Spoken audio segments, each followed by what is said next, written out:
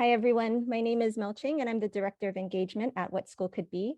I'd like to welcome you today to the Science of Gratitude. And whether you are here live or viewing the recording asynchronously, we're really happy that you can participate in any capacity that can work best for you. Because this is a very quick 30-minute session, I'd like to remind you to strategically mute your mics. There will be a Q&A portion at the end in case you do have any questions. With that being said, let me introduce our presenters today. So first we have Mike Fauteux, the co-founder and director of GiveThx. And GiveThx is a nonprofit based in Oakland, California, with a mission to increase belonging and emotional well-being for all students. We also have Aron Schweitzer, and he is the Chief Executive Officer at Hawaiʻi Educational Resource Experts, or HIRE Hawaiʻi, which is a HIDOE-approved service provider. So HIRE Hawaiʻi has been partnering with local educators all the way since 1999 to help students gain confidence in school and to become lifelong learners. So I'm gonna toss the mic over to you, Mike and Aron. Thanks for doing this. Mahalo, Mel. Briefly wanted to say thank you to Kapono and Mel for their partnership. Really enjoy working with them and wanted to thank everybody for taking the time to meet with us today. My name is Aron Schweitzer. I am the founder and CEO of Hawaiʻi Educational Resource Experts. As Mel mentioned, we are an approved provider for school improvement services. And today, feel very fortunate to have this conversation with everyone, given the current state of the educational community at large and the emotional well-being of our staff and students. I think that the content today will be very valuable, and we're excited to share that with you. Feel very strongly about my partnership and friendship with Mike, another really passionate educator, and I think everyone's gonna be very excited about what he has to share today. So at the end of the session, we'll have some time for Q&A. Mike and I always welcome to have extended conversations after the fact. And for any of your colleagues who may not have been able to join us today, my understanding is that this will be available asynchronously should they choose to join the What School Could Be community after the fact. So thank you all very much, and aloha. Thanks, Aron. Thanks, Mel. My name is Mike Fauteux, Executive Director of the nonprofit GiveThx. I'm a 20+ year educator from middle and high school math, school and district administrator, and I'm thrilled to be with you today. So for our brief session, the attendees, you'll be able to recall challenges to student and educator well-being. You'll understand scientifically backed benefits and practices of gratitude, and you'll consider how you can apply these practices to your own context. Let's start with student and educator well-being challenges. As Aron said, things are rough, and we're going to take a quick look and break that down a little bit. So with students first, the American Academy of Pediatrics last year summed it up pretty well. There's soaring depression, anxiety, and loneliness in schools, and it's a national emergency. Things were hard before the pandemic. They're much harder now, and these impacts have not fallen equitably on all students. Those who are most struggling and underserved had the hardest time with how the pandemic affected them. You're seeing in schools stress, a lack of belonging, underdeveloped social skills, and both emotional and physical safety concerns. This is pervasive, and it's a national emergency. On the flip side, educator well-being is a huge, huge challenge as well. The NEA surveyed all of its 1.2 million members, and 90% of them said feeling burnt out is a serious problem. It's not just their own emotional stress from their own lives, but it's also the vicarious trauma and stress that they experience from what their students are going through. They're feeling overburdened, exhausted, and inadequate. And by inadequate, I mean they're asked to do certain things, but not given the training or the time to do them well. I always look at the warning or the safety brochure on the planes. I like this diagram. You have to put your oxygen mask on first as the adult, before you help the child, because if your own well-being is not taken care of, you're not going to be that effective in supporting students.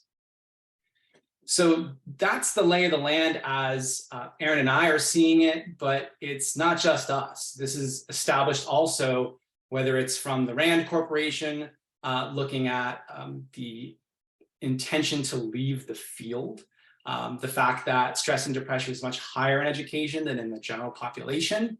And it's also NPR with their reporting on the NEA's findings that over half of teachers want to leave sooner, the burnout, and both finding that teachers of color are far more likely to leave than those who are not. This is a really big established challenge, and we're going to see this big wave continue to grow of people looking to leave the field if we're not addressing their well-being. So what is gratitude science, and how could it possibly play a real role in not solving but mitigating some of this humbling challenge?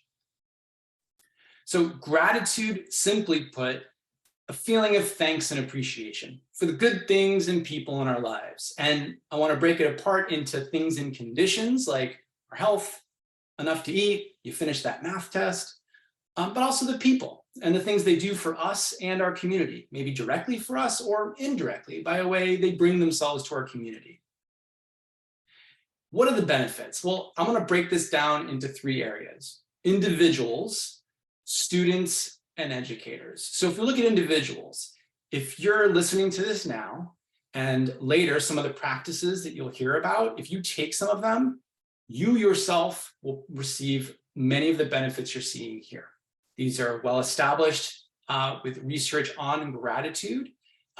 Your sense of belonging improves, your relationships get stronger, you're happier, greater self-esteem, less stress and anxiety, and like growth mindset, your brain actually gets rewired to be more resilient.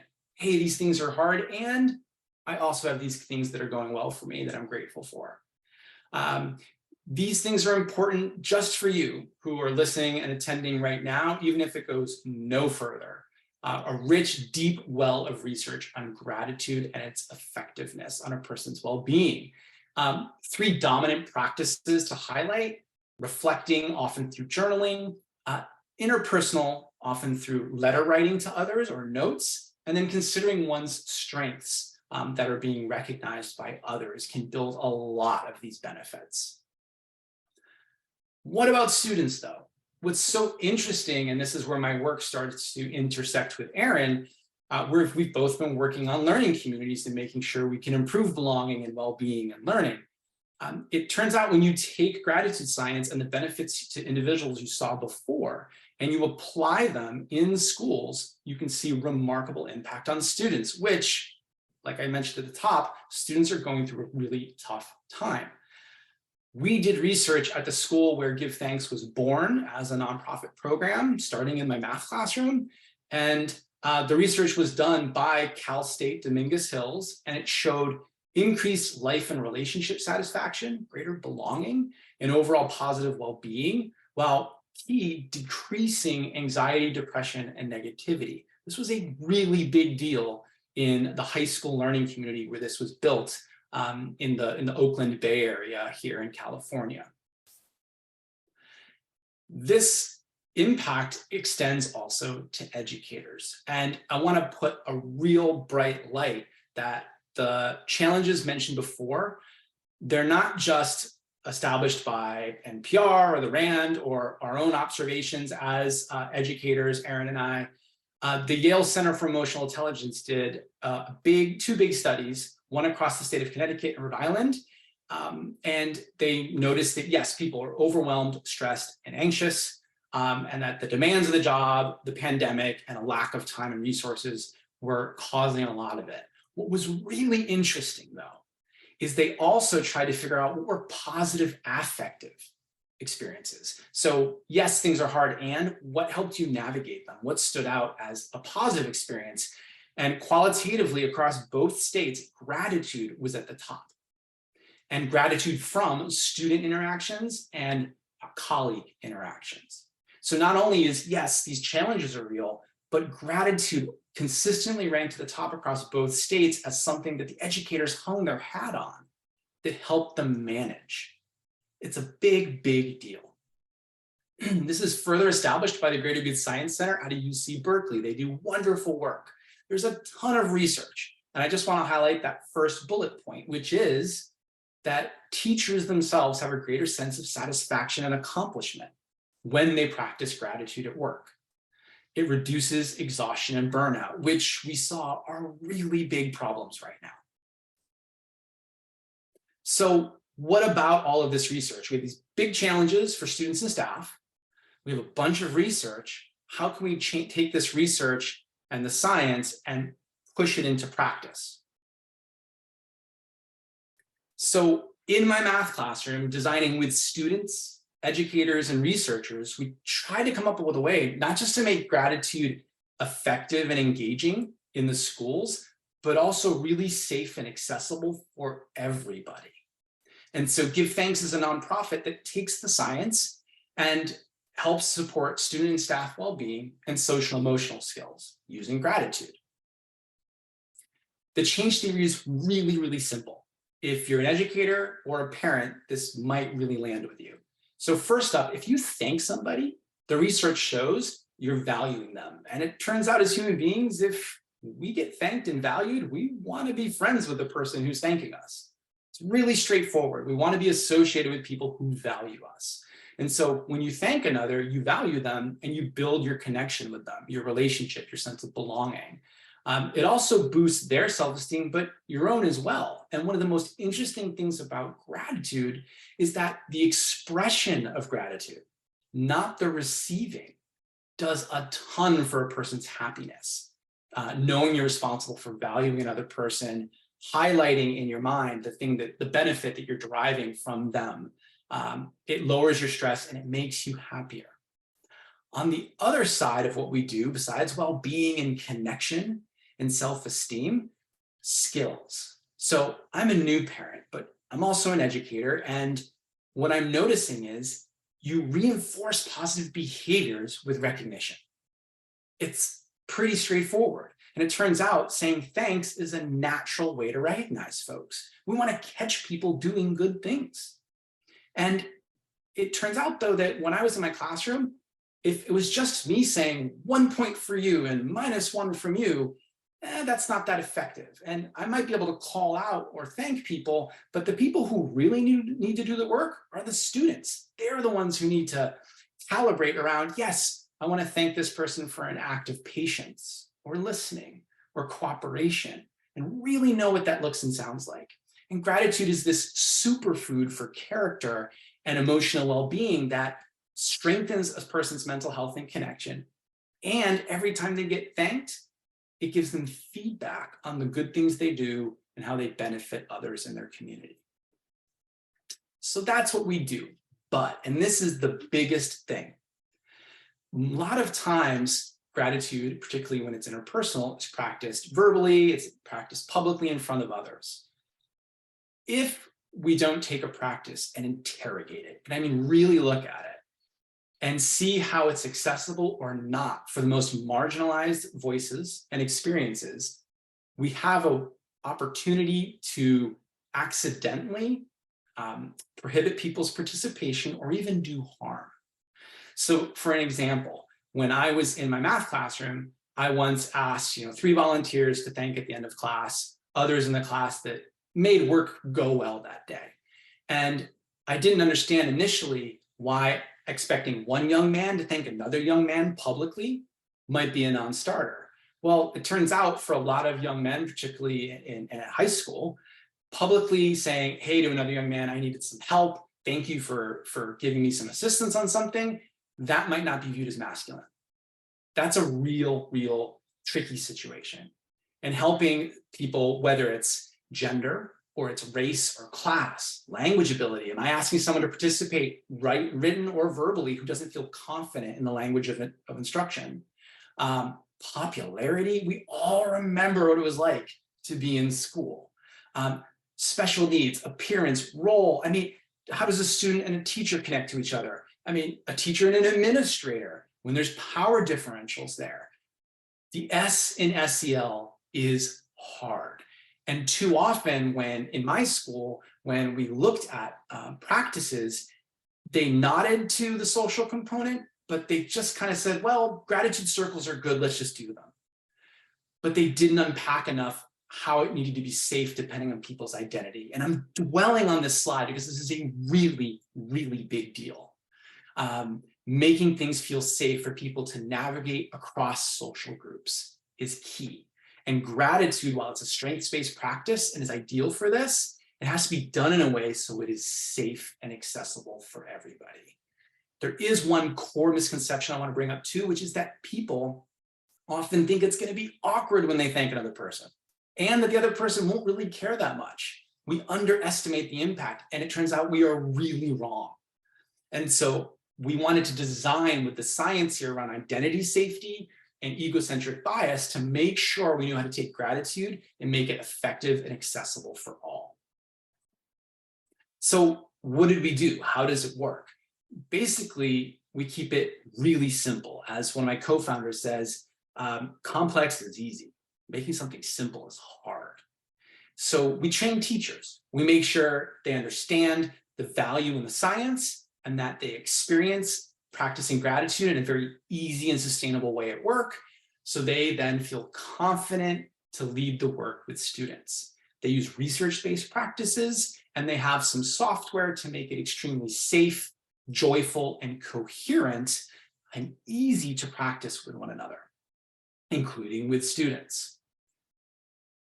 And this is an example of one young man, I think this is a 4th or 5th grader, expressing themselves to another young man, unprompted.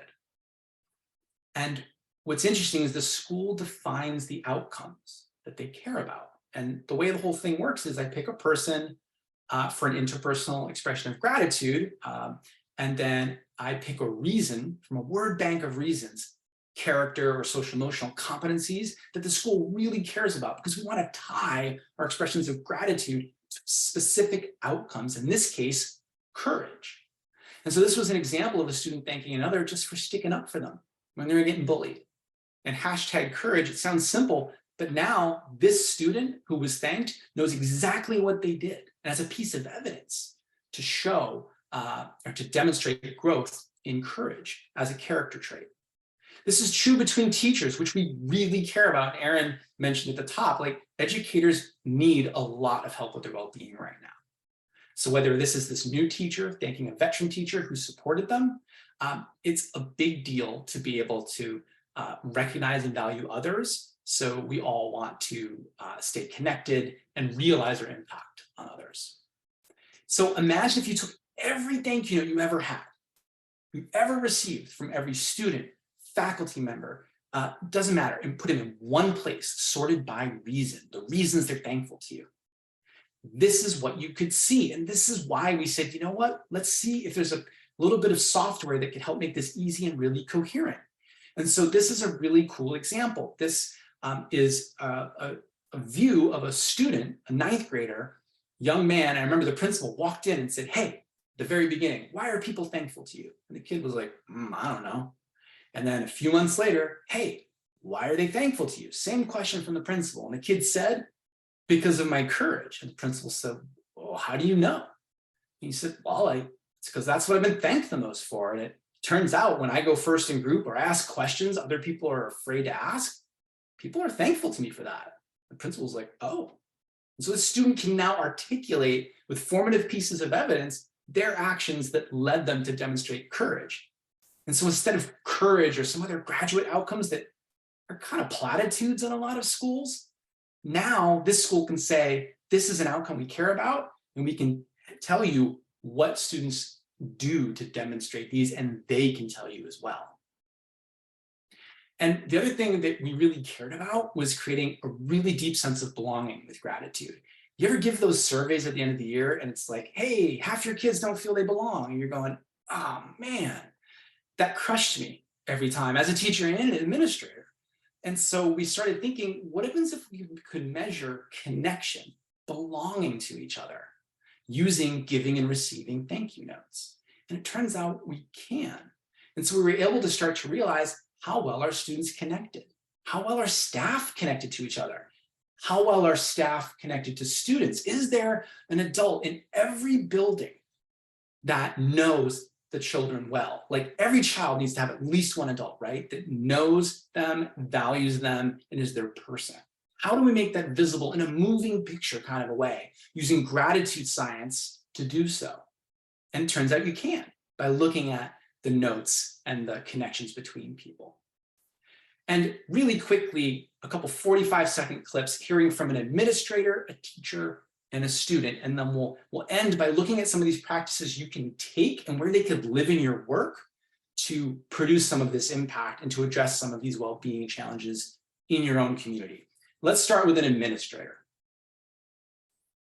I think that if you do not feel like you belong in a classroom or on a staff or with a group of people, it's really hard to engage. And if you're not engaged, you're not learning. Like there's that aspect of like, oh, they don't care about me, I don't need to try my hardest. And so I think that this building of community, whether it's with adults or with students, is really important for connection, for engagement, and ultimately for actually learning. And especially now in this current remote world, you have to be even more intentional. It just doesn't happen. You can't be like, hey, high five, because the child's not there. I mean, you can high five through the Zoom, but it's not quite the same. And so these moments of gratitude, these moments of showing you care are so very important. And so Jessica shared that during the height of the pandemic. However, it's true even in face-to-face, right? You have to be intentional creating that community.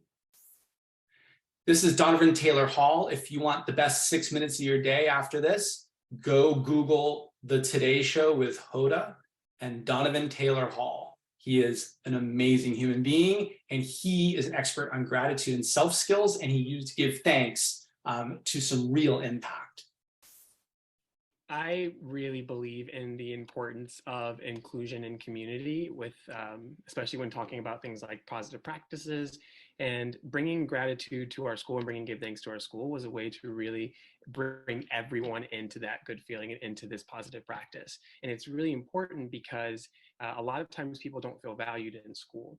And a lot of times kids will connect like their grades and their academics to their value in school. And to make it worse, if they don't have a lot of friends, then they're not getting any of that kind of positive recognition. So what I really appreciated about gratitude was acknowledging these things that people have in them and recognizing them and showing them that they are valued and that they contribute to the community, which I think is just really, really powerful. And to put a real fine point on this, this is Sharana. She's going to read a thank you note she received from a peer, and it's going to highlight what Donovan was saying about how to value people. Thank you for always being patient with me, especially about schoolwork. Thank you for always helping me when I'm confused and also being patient with my crazy antics. You're a very caring person, so thank you for dealing with my craziness. I know I annoy you sometimes.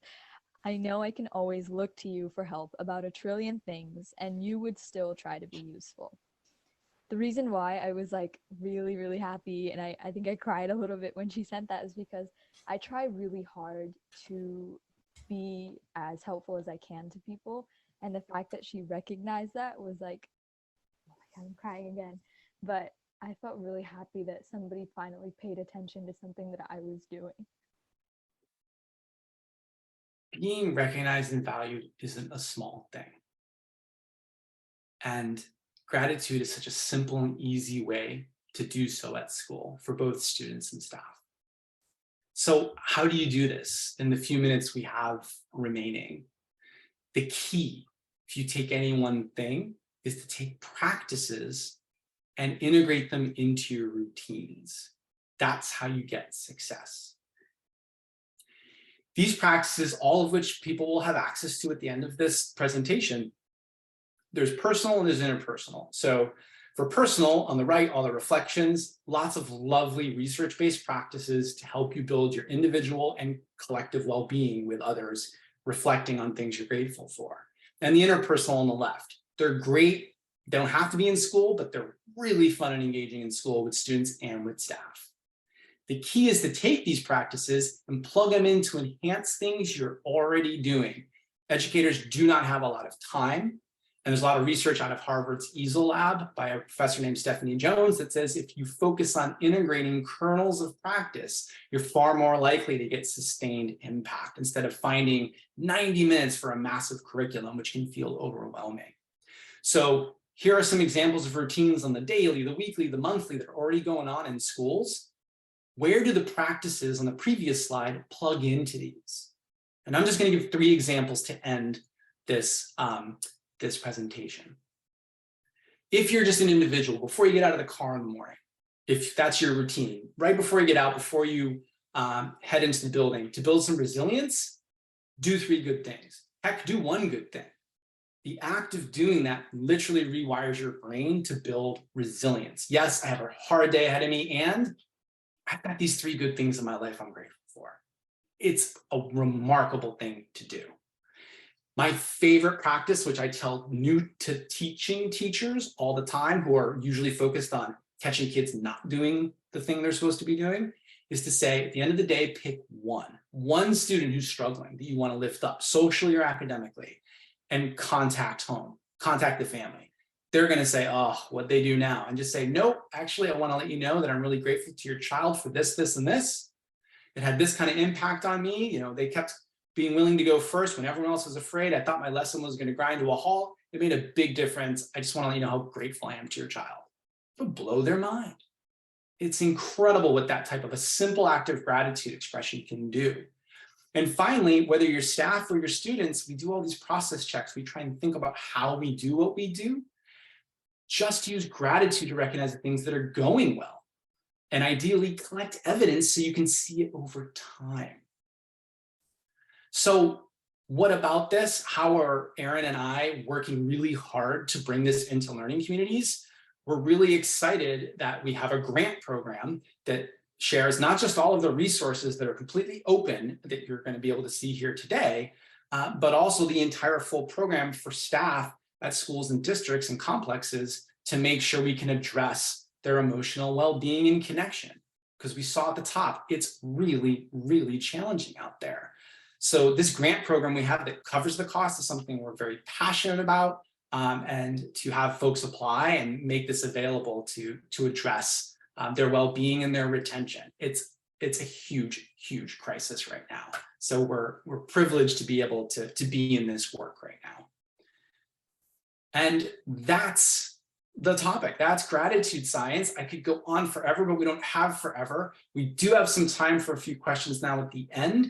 And the bit.ly you see at the bottom is the entire deck that I just shared, including all of the resources, the practices, the routines, the science, the research you can dive into. And I hope you take some of those practices and use them just yourself, or try them tomorrow with your staff or your students, and just see the impact it can have. Where is it? Actually, I'm trying to find it on the screen. Sorry to interrupt. The bit.ly at the bottom of the screen, I hope is visible. We can put it in the chat. It's the... I just dropped in the chat, Mike. Oh, perfect. Yeah. Wonderful. Thank you so much. Faster than I could. I was working on it. It's also on the next slide too. Any questions in the last few minutes we have remaining? And Aron and I are happy to stay a couple extra minutes afterwards. I'd love to ask a question. Sure. As someone who, I actually just left a school that I founded and ran for 12 years. And one of the things that I found the most disappointing in relation to students is that no matter how hard teachers tried to build up that sense of gratitude and optimism among students, I would say, and we're talking middle schoolers and high schoolers, but even 4th graders, these are gifted kids, by the way, which are a little bit of a different breed. They were real cynical about it. You know, I mean, how do you get past the I'm too tough, I'm too good, I'm too smart for this, kind of make it authentic so kids can really drink it in and feel it over time, and help teachers be resilient enough to overlook that defensiveness to keep going, you know, and stick with it. It's a great question. Developmentally, it's completely appropriate for students to think that this is not something they're going to be comfortable with, that they're not going to take seriously, particularly one young man thanking another young man, the example I gave before. And so what we advise teachers is first to teach the science.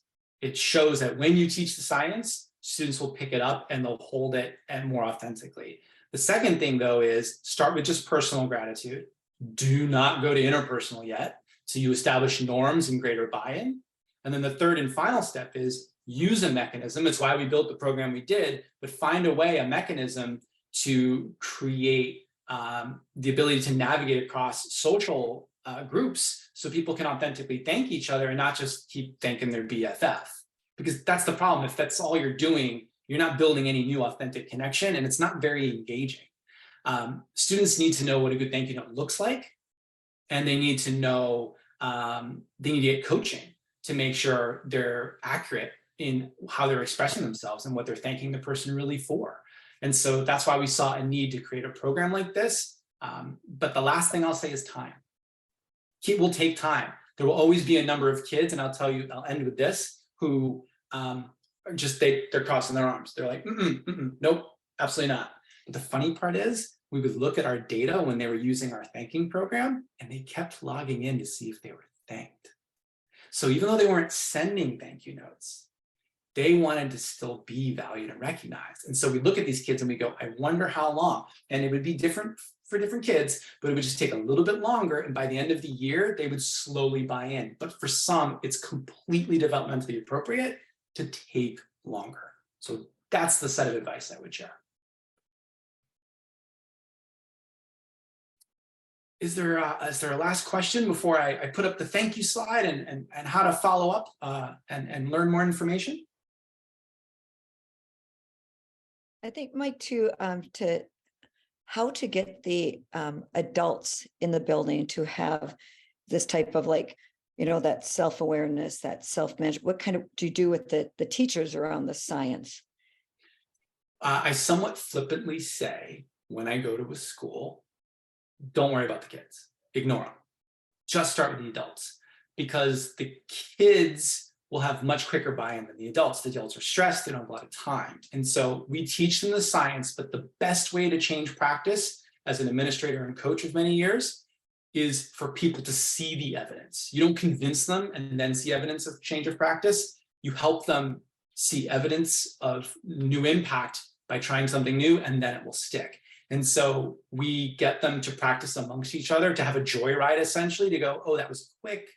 That felt really good. Yeah, I could do this. And they only practice amongst themselves in the beginning for a short while. And then they decide how they want to expand the work to students. We want to make sure they have the buy-in, the connection, and the capacity to do it. Otherwise, it's not great. And I will tell you this, it's particularly lovely for non-teaching staff who aren't always in front of kids.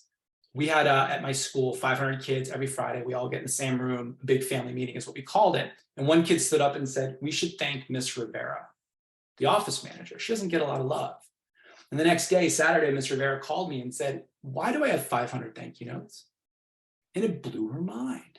And the ability to create that connection, whether it's from students to staff or even among staff who've done something similar, it's a go slow to go fast. But to make sure to teach them that science and give them the space to have that aha moment where this felt good. I can see how this fits in my practice. Yeah, let's do this. Otherwise, you're right. It'll just be dismissed and a small number of people will use it. Thank you. I wanted to add one thing that I just thought of that I wonder what you think of.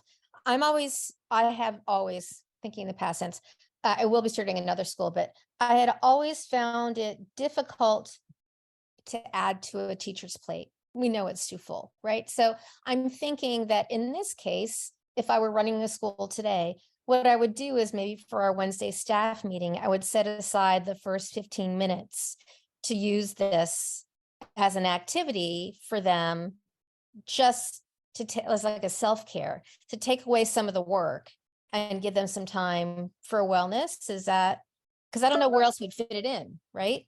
It's a yes and. You can find places to clear some space and fit it in, and you can say, hey, you know that part of our staff meeting where we just do a process check or we do some shout outs and appreciations? We're still going to do it, but now we're going to do it different. So we're just going to identify things you're already doing, but we're going to make them more effective. And I'll be honest, that example I gave, I need 3 students to thank people for things that made the work go well. If you do that in a staff meeting, it's the same 3 lovely staff members who put their hands up with the best of intentions, dominating the airtime. And so this way I go, I am going to ask for some people to share in a moment, but first, everybody open up and thank somebody. Or everybody do that reflection on something you're grateful for in your life at the moment. Okay, now, just like when we do individual and then pair share, if you give people a chance to write first, you get more people willing to then put their hands up, right? It's the same thing in the staff. So identify things they're already doing and say, hey, we're going to do them slightly different in a really fun, engaging way that happens to capture evidence long-term too, which is super cool. Yeah. I want to be mindful of time. I think we're well over. I really appreciate you all being here and the very thoughtful questions. I will just put up this last little screen because I built the slide, so I'm going to use it. Mahalo nui loa. And if you want to learn more about that educator wellbeing grant or just get more thought partnership on gratitude science, please reach out. You can reach out to Aron in particular at theherehawaii.org. And the deck, again, is at the link below. We're grateful for you joining us, and we hope you took something away to improve your own well-being. Thank you. Thank you, everybody. Much Thank aloha. you. Thanks so much, everyone. Mike, Aron, thank you for being here and doing this for us.